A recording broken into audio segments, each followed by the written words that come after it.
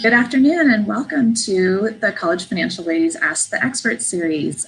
For those of you who don't know me, I'm Ann Garcia. I'm a fee-only certified financial planner in Portland, Oregon, and I write a blog called The College Financial Lady where I help families figure out how to pay for college. With me today is my great friend Andy Mardock, who is another fee-only financial advisor. He's the owner of ViviFi Planning, a fee-only financial planning firm based in Bend, Oregon. Andy has over 10 years of experience guiding families through life's biggest financial decisions. As a proud father to Coraline, who is darling and 1 year old, and with a new baby on the way, the topic of education planning is near and dear to Andy's heart and to his real life. When it comes to college planning, Andy is best described as someone who gets it because they're living it. So he's right there, trying to figure out how best to save and plan for college for his own family, as well as to give his clients good guidance on that. He intimately understands the trade-offs parents experience, as well as strategies for maximizing saving for college. So Andy, like me, is a regional board member of the National Association for Personal Financial Advisors, which is the leading association of fee-only financial planners. And he's a regular contributor to media publications. You can find him quoted places like the Wall Street Journal, New York Times, CNN Business, Kiplinger's, U.S. News Report, News and World Report, Business Insider, and others. Andy received his MBA in financial planning from California Lutheran University, and he's a proud Duck, having earned his bachelor's degree from the University of Oregon. So Andy, welcome. It's great to have you here. It is a pleasure to be with you, Ann. Thanks so much. Yeah. So Andy has some clients who have a son who is going off to college this fall. And we were going to talk through a spending plan for this family today. So can you tell me a little bit about your clients, Andy? Absolutely. It's such an exciting time for the family. So their son is headed off to an out-of-state school. The couple's name is Mary and James. The son's name is Charlie. He'll be turning 18 this fall. So a young high school graduate, actually. And then they have a second son named William, who is 15, going on 16. So they are business owners. The student, the soon-to-be college student, is an employee in their business. Now, the older son will be attending school, as I mentioned, and the younger son will not. That's not part of their game plan, though there might be some other opportunities around trade schools and whatnot for him as well. So we're looking at a little bit in terms of the cost figures, out of state being what it is. So spending just over $32,000 per year, which is not too bad for those of you out there who are looking at out-of-state college costs and what you're seeing, I'm sure. The current value of 529 accounts are $7,000 for the first child and $6,000 for the second. This particular student has earned scholarships amounting to $16,000 a year. And so, needless to say, about half of the college cost at the onset is covered. So this is fantastic news. Additionally, they will. Oh, go ahead, Ann, please. Oh no, I was just saying that's great, and yeah, that's a really reasonably priced option for out of state. Very, very much so. I mean, it comes close to that just attending University of Oregon, Oregon State, or any other variety of in-state schools. So, of course, we'll plan for other, as part of this experience here we're doing today, we'll plan for other costs that come with out of state, things like travel. We'll get into the details on that. So, little teaser there. Yeah, because that's, and I can tell you as a parent of out-of-state students, it's travel is a big part of the budget in a normal year. Right now, we are diligently saving money on that. So you mentioned that they have college savings accounts for both kids, but that one is probably not college bound. Now, there are a lot of things that you can use your 529 for. You can use it for community college. You can use it for certified apprenticeship programs. So do they want to keep any of that $6,000 set aside for him for his eventual education needs, or are they thinking that they could potentially spend all of it on Charlie's college? That's an awesome question. So they hope to keep about 3,000 on the sidelines for the second child to attend some sort of apprenticeship program. We have a variety of programs in our area that are available and might be a good fit. But they also recognize that when his time comes, they may be in a position to pay more out of pocket. But in a perfect world, they would keep the 3,000 and the 529 for kiddo number 2. Okay. And what was James and Mary's adjusted gross income last year? Do you know? They're right around 115,000 adjusted gross income, or AGI. Now, as business owners, of course, that fluctuates by about $5,000 or $10,000 each year, either way. Yeah. So, so what I'm thinking we'll do, because we want to break down these costs a little bit and come up with a good plan for them. I have an Excel spreadsheet that I use, so I'm going to switch over and put that on screen, so that as we're talking through the numbers, that it all makes sense. And for some reason, my cursor isn't going where I think it is, but let's see. So, all right, so we have 1,300 in fees while you're doing that. And then did they give you any estimate for books? Books run about $800 a year, expected amount. Okay. I will say, as a parent of college students, that amount is going to vary tremendously depending on what classes he takes, whether he buys new or used books, whether he even buys books at all. So something that that the family might want to do is look at, they should be able to see his classes and the syllabi for those classes, and get a sense for what the books are. So while we're still talking, That's a great point.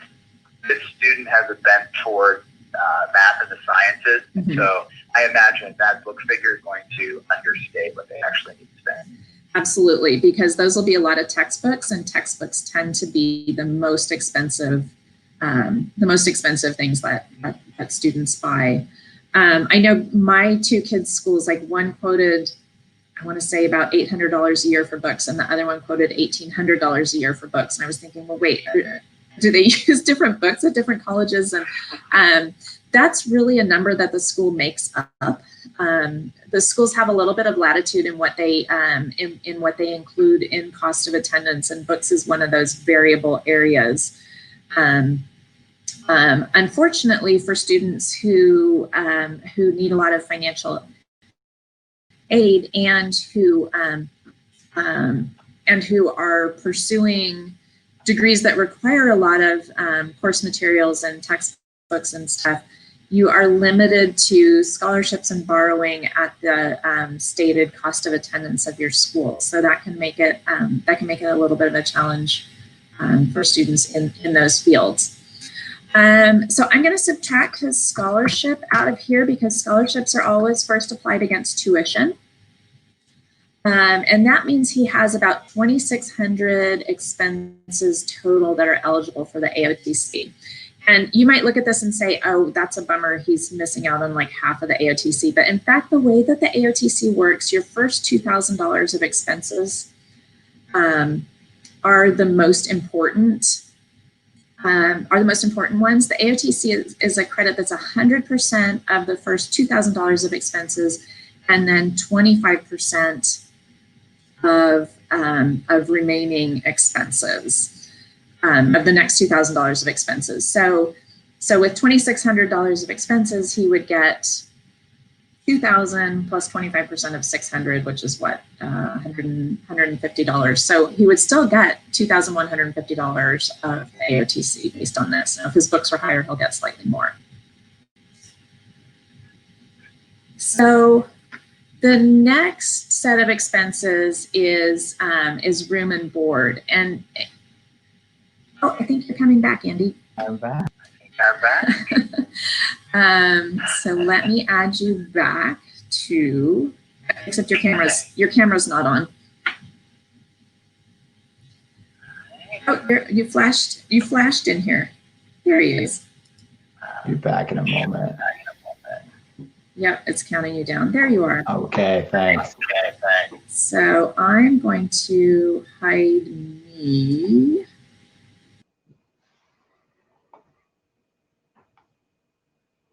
Because otherwise my audio went away. Unfun. Okay. So now we are talking room and board. So does, do you have any, or what are they looking at for room and board expenses? Yeah, really good question. So like I mentioned, about 7 to 12,000, depending on what they choose. They have quite a range actually of single occupancy, double, size of dorm, meal plan that you choose. The range is really wide. So if we're looking at 7 to 12, I think right in the middle, about 9,500 is probably in the ballpark for the all-in room and board package. Okay, so, and that's a really good point that that Andy raises. When you get a financial aid offer from a school, it will include a room and board cost, and many schools have choices of price levels for both for housing and for meal plans. You can choose whatever you want, but when you're looking, you know, when you're comparing two different financial awards, it can be really confusing because you don't necessarily know what the school is quoting. So for example, my son, the two schools he was choosing between, when we looked at them initially, it looked like one cost $7,000 a year more than the other. And that was his first choice. And he was very disappointed to hear that we were not willing to pay an extra $7,000 a year for something that to us was the same thing. But he did a little digging and realized that one school was quoting the lowest cost dorm and meal plan, and the other was quoting the highest cost dorm and meal plan. And when we looked at where he would actually live on either campus, the costs were within $1,000 of each other. So really important when you get your aid offer to look at what the choices are and figure out what you're really going to be doing. You know, most students will eat more than one and less than 3 meals a day in on-campus food, and you know, and then as a parent, you can set some guidelines around what their choices are for how fabulous a room, how fabulous a dorm room they should have. So in this case, okay, so we're going to ballpark $9,500 for room and board. And again, this is an expense that he can use his 529 for. And do you know, at Charlie's school, do the students live on campus all 4 years, or mostly just as freshmen? Mostly for the first couple of years. It's pretty normal. Okay, because you can use your 529 for off-campus housing. Each school just sets an annual allowance for room and board. That's the maximum amount that you can take from a 529. You can, of course, spend as much as your fabulous budget allows.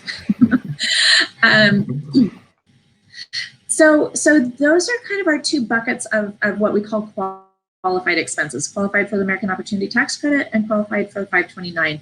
A couple things to think about when you plan out these expenses. First is you can only take one tax benefit per dollar that you spend. So you cannot claim the American Opportunity Tax Credit for something that you paid for with your 529. So families who are eligible for the AOTC and have $529 need to do a little bit of planning to make sure that they maximize the benefit of the AOTC, and honestly maximize that first, and then the 529, even if that means doing something like taking out a student loan for $2,000 every year, because now you can use your 529 to pay back your student loan when you graduate, and you will have foregone $2,000 a year of free money. If you don't take the AOTC, $2,000 or $2,500. Couple things to keep in mind with the AOTC, and we may be jumping all over the place here, but it'll all start to make sense as we get through this. The first is that the AOTC is claimed by tax year. Every school year falls into 2 tax years, and that means that you are going to be a student for 5 tax years, but you can only claim the AOTC in 4 of them. So If you're eligible, you need to choose which 4 years you claim them in. A couple nuances about that. One is that you can only claim the AOTC for an expense that was incurred in the year that you claim it. This is really important for students who are attending schools that are on quarters.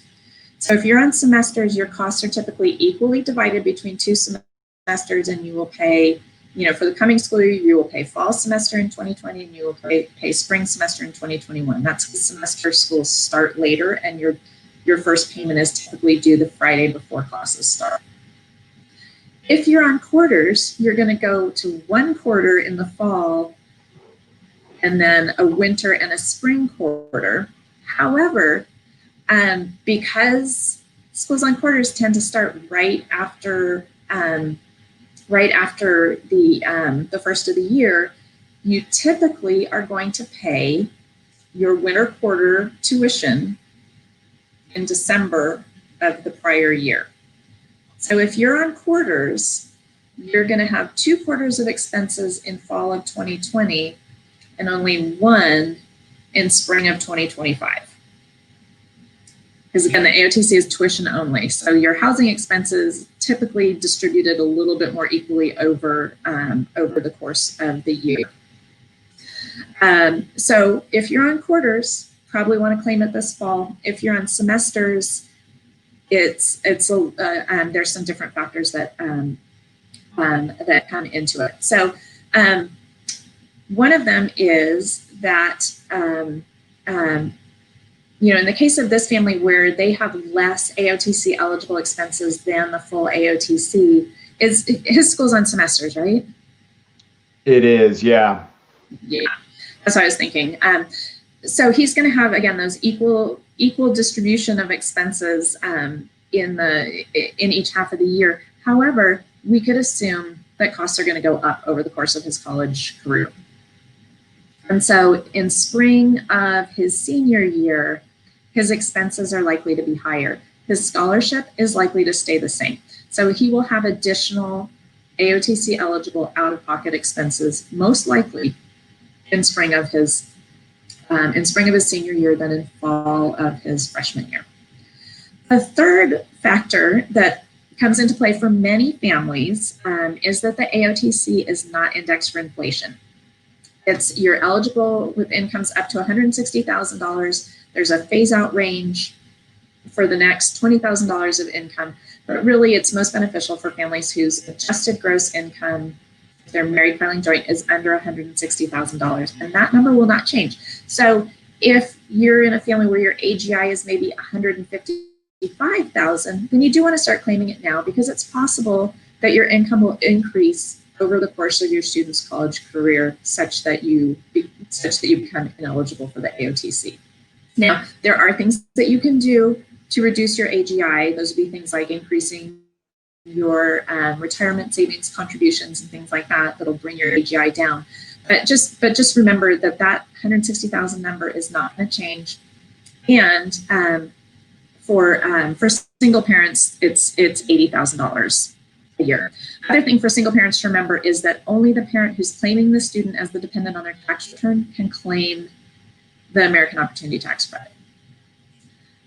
So for divorced parents, it can be worth doing some tax planning, because right now the AOTC is worth more than claiming the student as a dependent on your tax return when they're this age.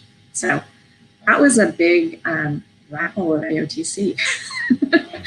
Did any of that make sense to you, Andy? It makes complete sense. It's a little bit of inside baseball. I would also add that the AOTC is 40% refundable. So even if you're a household that doesn't have income in a given year, it's worth exploring whether you still can qualify for some benefit from it. Absolutely, that's a great point. So you can get $1,000 back from the AOTC even if you have zero income tax liability, federal income tax liability.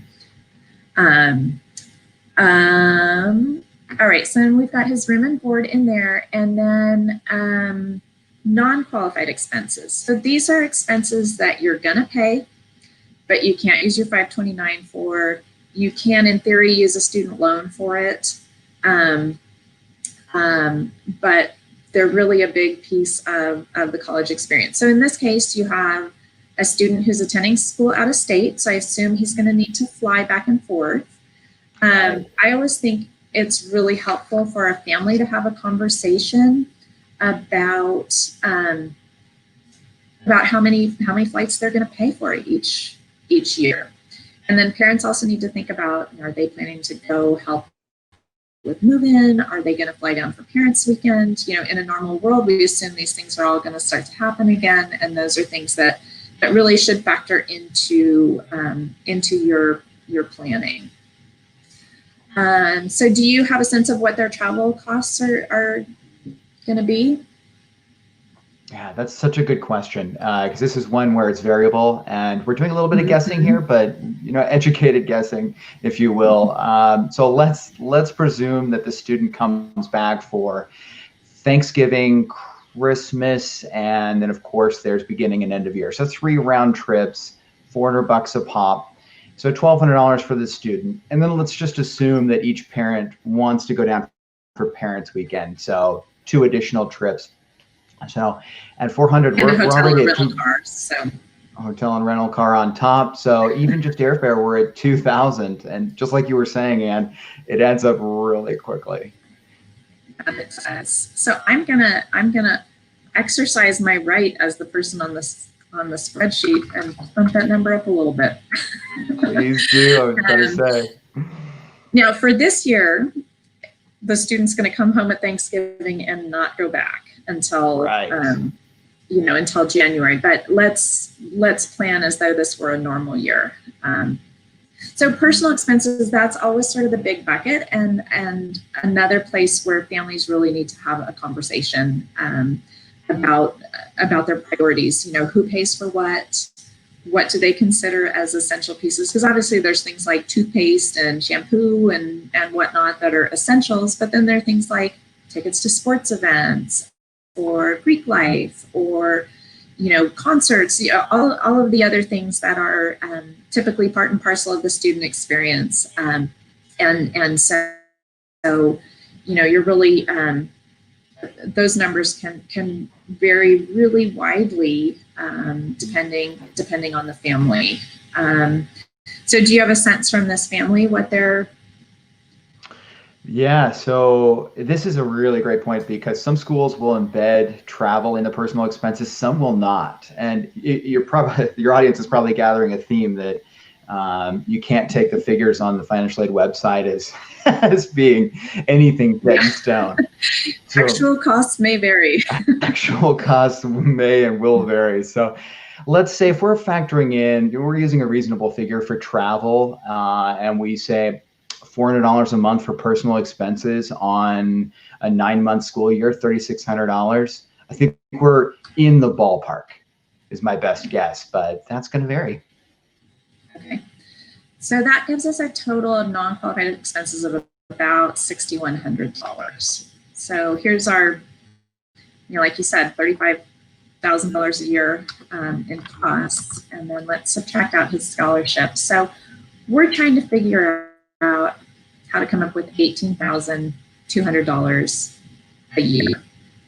And so we're looking at, I just, for the sake of making this easy, I assume that in the case of one kid going to college, they're going to just spend a quarter of the 529 account every year. So that would take $2,500 off of the cost. A couple things I would point out with the 529. One is that normally I recommend that when families take money out of their 529, that they take it out in the student's name and have it go directly into the student's bank account and then use that to pay the bills. This year, because of the special circumstances of the pandemic, any family that's going to pay 100% of their room and board from their 529 should pay that directly to the school. The reason for that is if the student is sent home, if the dorm's closed, student's sent home, and there's a refund, you can return that money to your 529 with no taxes and penalties if it went from the 529 directly to the school. So for the 2020-2021 school year, Families who are spending their 529 money for room and board should have it dispersed directly to the school. And then how do they feel about borrowing for college? They're comfortable with it, particularly given where interest rates are. It's kind of a no-brainer for them, but it will be a necessity too, in terms of just making the cash flow work. Yeah. So the direct student loan, as a freshman in college, Charlie can take out $5,500 under the federal direct student loan. And the interest rate this year, as Andy was alluding to, the interest rates are really, really low. The federal loan programs all have fixed interest rates. So you will keep this interest rate for the duration of the loan, and it's 2.75% this year. So yeah. It's, I feel like as a cash flow tool, why wouldn't you do that? Now, when we look at how the loan gets used, a couple of things to know about how loans are dispersed. They are dispersed directly to the school, and they're typically dispersed in equal installments per academic term. So with Charlie being on semesters, there's going to be $2,750 dispersed to the school each year. That'll go against his tuition, fees, room and board. If there were any surplus, it would be refunded to him. So in his case, it's probably unlikely to see a refund, simply because between his his housing costs and what he would pay out of his 529, he's not gonna hit all the expenses that are going straight through the school. So that leaves him with I didn't include the American Opportunity Tax Credit. So he's going to get, like we said, he has $2,600 in AOTC costs. So he's going to get, let's see, 2,000 plus 0.25 times 600. So he's going to get $2,150 back from the AOTC. So all in all, their shortfall here is about $8,000, which is not insignificant. And I would say, the family should be looking at, from a cash flow perspective, what amount of that can they comfortably afford. When your student goes off to college, you're no longer feeding them at home, except when their college closes down and sends them home.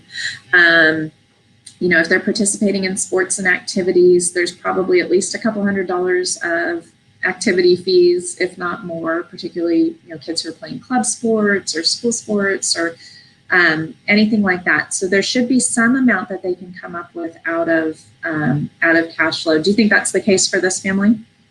It definitely is. So they can afford to do up to $800 a month, so $9,600 a year, which obviously covers our deficit. But worth mentioning is that's running lean on their home front. They'll be noticing that $800, and it truly is the maximum. So not only will they be watching that in year one, but as you suggested, and if the expenses climb, then they'll need to be mindful of it, as well as things like study abroad programs or any other ancillary expenses that come along in the next 4 years. Absolutely.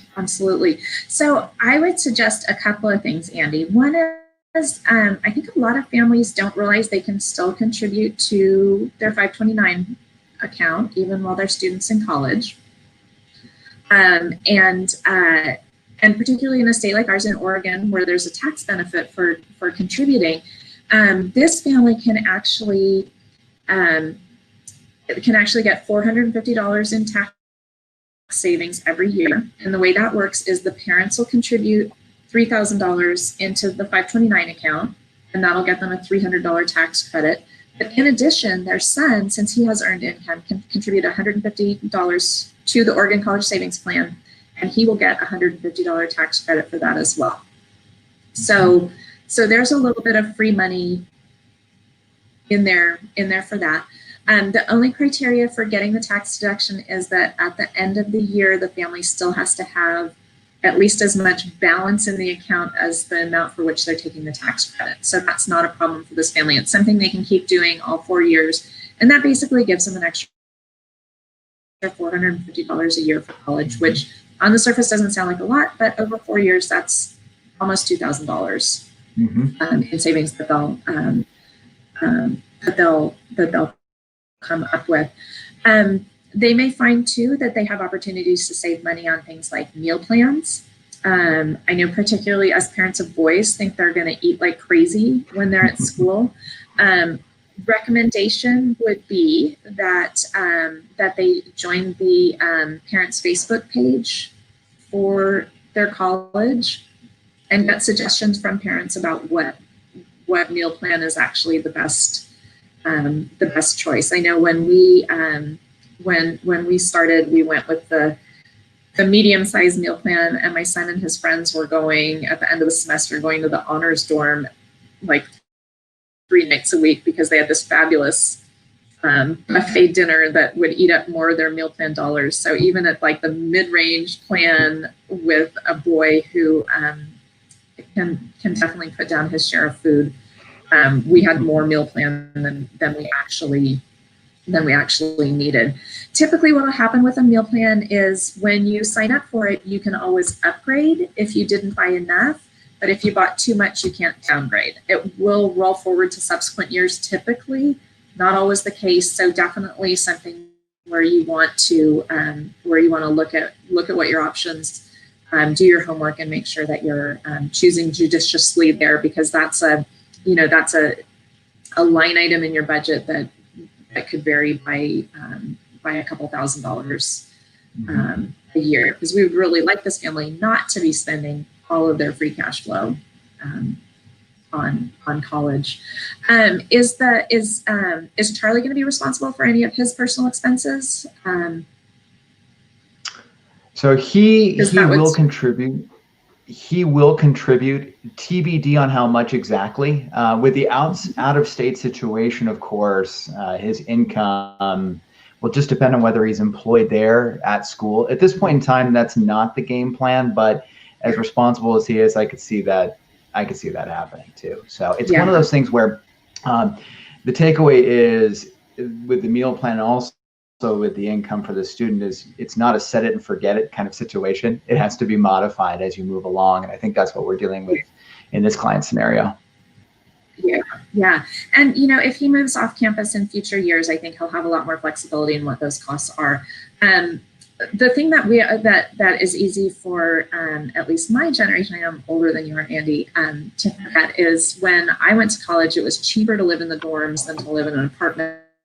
Now, dorms tend to be profit centers for the universities, as are the meal plans. And so for many students, it is actually cheaper to live off campus than to live on campus.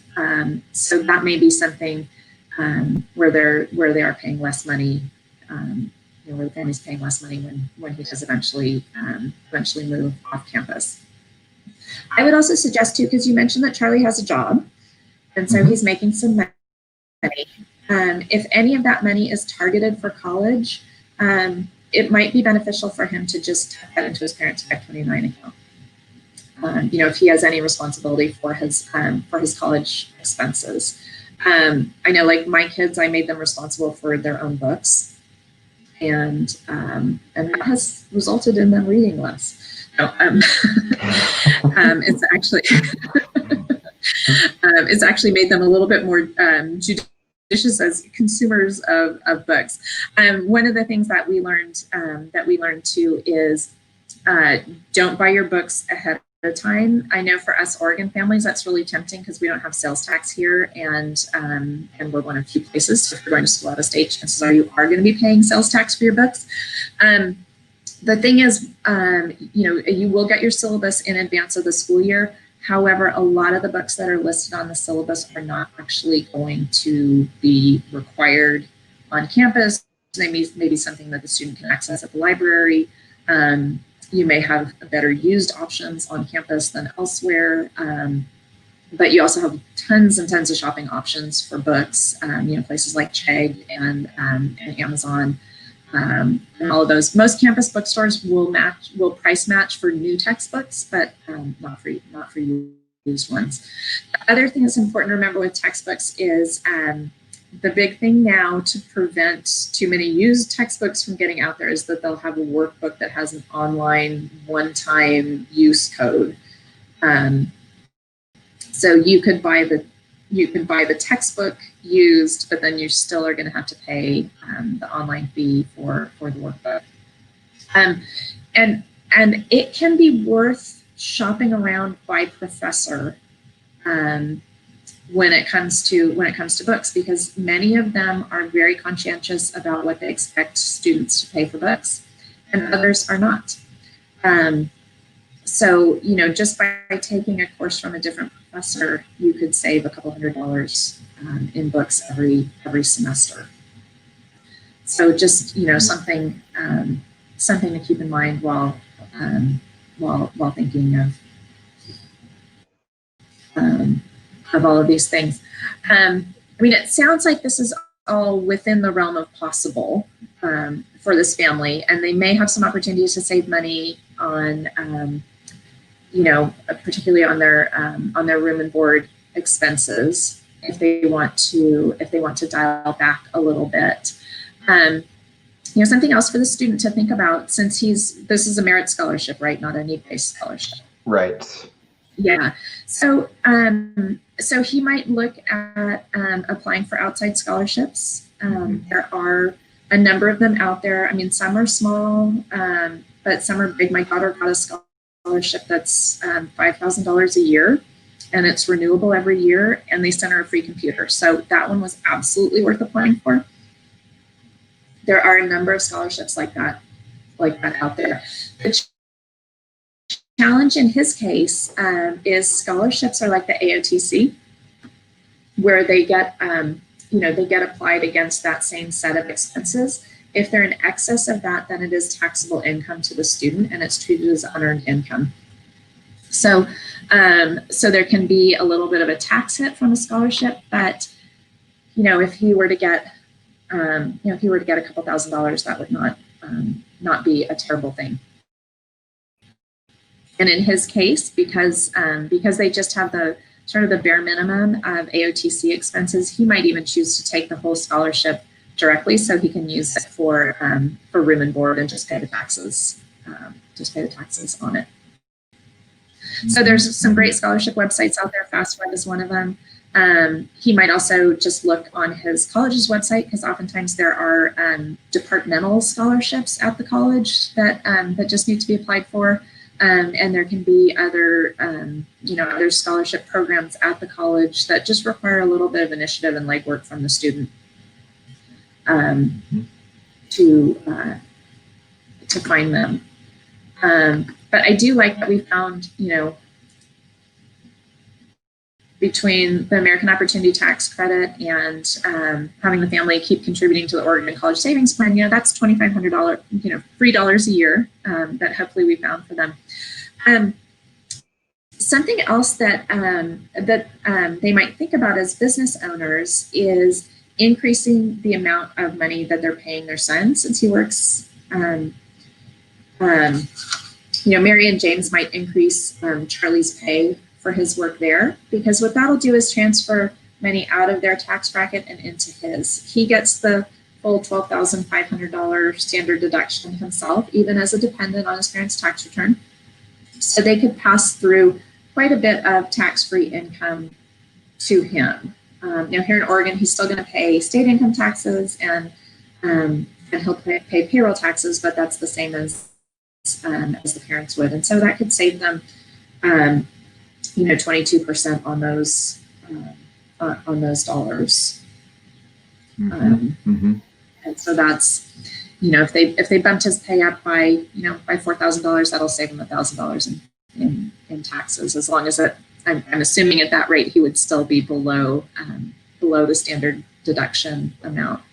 One of the questions we get a lot from business owners and self-employed people is whether they can do tuition reimbursement plan. It's called a Section 127 plan. And this is a plan that a business can run, and it allows them to reimburse employees for up to about $5,200 of educational expenses every year. This year with the CARES Act, they're also allowed to reimburse student loans. It's definitely a possibility for a business owner.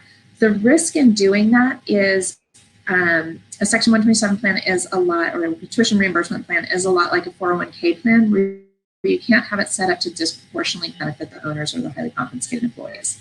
So you have to make it available to everyone, which can create a huge liability for the business if you have multiple people deciding to go back to college, or to have their student loans paid by the company, or anything like that. So I think in the case of this family, they're better off just increasing their students' pay. They do need to come up with reasonable, a reasonable basis for him to be making that money, whether he's working more, whether they give him a raise, but it still has to be within the bounds of reasonableness. Mm-hmm. Mm-hmm. And then, as they're spending from cash flow, they can certainly be depositing that money into, or depositing a portion of that money into his 529 plan, so that anything that doesn't get spent in the current year is set aside for future years, and any growth that accrues is tax-free to them as well. Mm-hmm.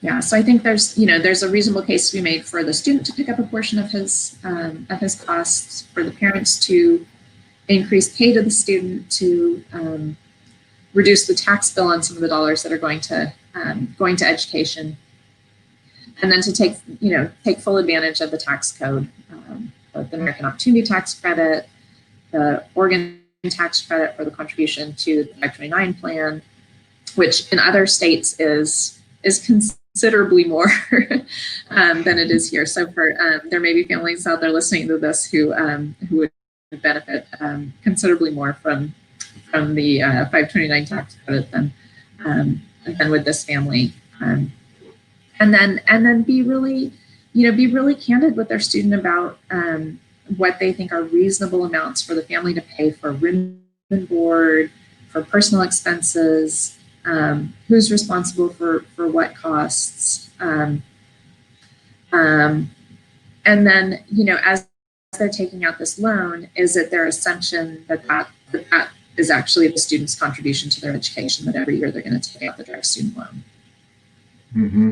Mm-hmm. I think they're sitting in a pretty neat situation in that they have some choices here, which is what all parents want, but there's an opportunity as well to get the student invested in their own educational experience by saying, if you want to live in a certain type of housing or have a certain situation, then you're going to be involved in paying for some of that, or take on above a given threshold of the costs. And I think that might apply in this situation. The other thing to think about with borrowing, the federal direct student loan is a great place to cap all of your borrowing.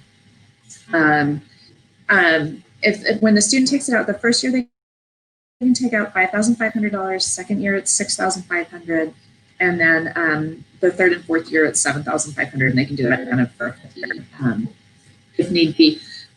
A student who limits themselves to that amount of loans is going to graduate with a monthly bill of about $350 for their student loans to pay them off in 10 years. So that is a very reasonable and good investment to make in college. And it's something that they can pay off. Like I said, they'll pay it off in 10 years and be done. And within those 10 years, they, as a college graduate, they should earn more than enough to make up more than they would as a non-college graduate to reasonably make that payment. And of course, they could stretch out the payment terms and take advantage of all the federal loan protections, like deferment, forbearance, income-based payment programs, all those kinds of things that are really only open to loans within the federal program. Something they should know, since they're intending to borrow a federal loan, is that when you are enrolled in college, your loans are automatically put in deferment, and that means that no payments are due. Now, unless they are eligible on a need, on the basis of need for a subsidized student loan, the interest will be accruing on that loan for the duration of the time that they're in college. And they will never receive any kind of notification that a payment is due. So if they're intending to try to mitigate that balance upon graduation, it's incumbent on the family or on the student to go and actually find out how to make that payment. And they can do that by looking it up on the federal student loan website. It's not an overwhelming thing to do, and it's not something that's necessary to do, but it will help to keep the balance down a little bit. With the current interest rates being as low as they are, this really isn't anything to be terribly concerned about right now. But what will happen is when they graduate, any accrued and unpaid interest after the 6-month grace period after graduation will be added to the balance of the loan. So you're not earning interest on your interest yet, but in the future, they will. So another thing for families to think about is just to make sure if they can, within that 6-month grace period, pay off all the unpaid interest, they will be dramatically reducing their student loan balance over time, because it's 100% principal payment in that time period, because then that accrued interest doesn't get capitalized in the loan. But again, as low as interest rates are this year, it's not really, doesn't need to really be a big concern. There have been years when the interest rate has been 6% or more, and that definitely adds up quickly over time. The other thing to think about is if for any of that shortfall, they are considering borrowing additional funds, I highly recommend, at least during the college year, that parents also stay within the federal loan program and take out the Parent Plus loans. So like the direct student loan, they have a fixed interest rate. They can be deferred while the student's in school. They have all the hardship provisions available to them that you have with the student loans, income-based payment programs, or deferral and forbearance in times of economic hardship. There are also right now, under the CARES Act, all federal student loan payments have been suspended through the end of September, and that applied to Parent Plus loans as well as direct student loans. What it did not apply to was private student loans. In the future, so it's possible that it's likely that interest rates on all the federal loan programs will go up. They're different every year. They're set based on the 10-year Treasury auction in May every year, and so they will vary to some degree every year. But you can always take out loans in the federal program, and if upon graduation and getting a job and having more stability of income, you are able to find a private loan with a lower interest rate, you can certainly refinance from federal loans to private loans, but you cannot refinance private loans into the federal loan program. So I always recommend for families who are during those school years, when you are cash strapped and where there's a lot of variables, that they stick with the federal loan programs, because you can always leave them, but you can't come back to them. The other thing to remember with the direct student loan is that there is an annual cap on borrowing. So a lot of families are tempted to say, oh, I'm going to just spend my $529 until it's gone, and then we'll borrow. What tends to happen is they spend their $529, it's gone, and they still have a couple of years of school, but a very small pool of loan dollars available to them because of that cap on the direct student loan. So if borrowing is part of your program at all for all 4 years of college, you want to be taking out that direct student loan every year, because it's the cheapest loan. The interest rate is typically, off the top of my head, I want to say it's 2% lower than the parent loan. So you certainly want to max out your direct student loans before you move into any other into any other form of borrowing. So what else, any other ideas you have for this family, Andy? No, going back to what you said earlier, often overlooked are local scholarship opportunities. You get a smaller pond, and it's always nice to be fishing in a smaller pond when you see those opportunities exist. True. Look local and look in surprising corners. There are associations and different professional groups and industry groups and community groups that do far more scholarships than I think most of us would have imagined before we started looking at this. Yeah, that is definitely the case.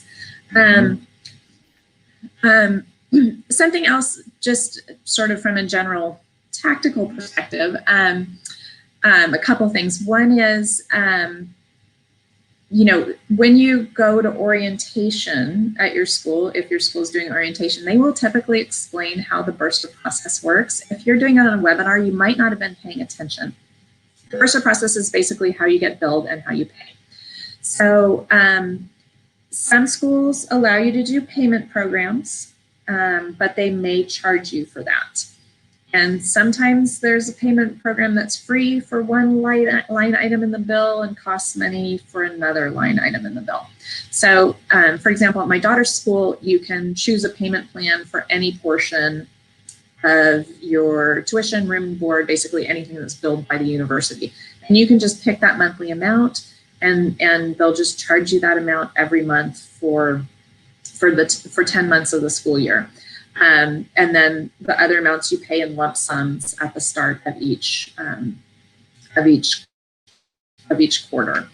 My son's school, tuition is due in full at the start of the quarter. If you take a payment plan, you pay a fee for it. Room and board, you can put on a payment plan with no extra charge. So every school is different, but it's always worth asking how that works. The other thing is, most schools want you to pay online for school. My recommendation, again, with my previous caveat about room and board for this year, if you're paying from your 529, the best way to do it is to have the disbursement go to your student. And I know a lot of parents hear that and go, no way am I sending $10,000 to my student. and that is a reasonable concern. However, there are a couple reasons why it makes a lot of sense to have your $529 go directly to your student. The first one is that your college is going to issue what's called a 1098T, and that's their tuition statement. That's all the qualified tuition expenses that were paid directly to the school. The 529 plan is going to issue a 1099. The 1099 will have the social security number of the person who received the distribution. The 1098T will have the student's social security number. When you file your taxes, as long as the 1098T and the 1099 have the same social security number, doesn't matter if the amounts match or not, generally the IRS goes thumbs up and moves along. If the 1098T has your student's social security number, which it will, and your 1099 has your social security number, then you're likely to be contacted by the IRS, get a letter from them, and then you're going to have to respond to that, explaining that you're the parent, you're the student, it went out to your bank account. What I typically recommend that parents do is, before their child turns 18, have them set up an online savings account at like Ally or Barclays Online or Marcus. That's in the student's name. It's very easy to do before they turn 18 because it's a custodial account. And then have that account linked to the parent's bank account. So, and then you link the online savings account to the 529 account. So you take the withdrawal from the 529, move it to the online savings account in the child's name, and then transfer it to the parent's checking account, and the parent can pay the tuition bill. The student can also pay the tuition bill, but the penalties are high for not paying it on time. So that is at your discretion whether you want to do that. The other reason why, so the third option for how you can have the money distributed from your 529 is you can have it go directly to the school. And again, my previous comment still stands. For room and board for this year, have 529 money go directly to the school. The challenge with having it go for tuition is that that is the same way that third-party scholarships and things like that get dispersed to the school. They get sent directly to the bursar's office and credited to the student's account. So it's not unusual for the bursar to see money coming in from a 529, miscode it as a scholarship, and then reduce the student's other financial aid as a result. And then it's a big hassle for you as the parent or them as the student to go back and get that corrected to show that that's just regular your own money coming in. The other reason to have the distribution go to the student and not the parent, I think I mentioned this earlier, if you ever inadvertently do what's called a non-qualified distribution, which is either you take out more from your 529 than you have qualified expenses, then the tax on that distribution is applied to the person who received it. Your student is in a lower tax bracket than you are, so it's far more beneficial to have that go to them. So we're coming right up on an hour. Andy, do you have questions? Does anyone out there have questions that we should answer before we move along? Call it a day. No questions from me. You are the college planning guru, and this has been amazing. So thanks. Oh, my pleasure. I'm so joining you.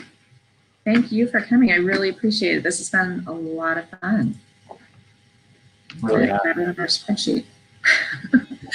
Well, all right. Well, I will leave you to enjoy your day. Thank you so much, Andy. Thank you. Take care Right now.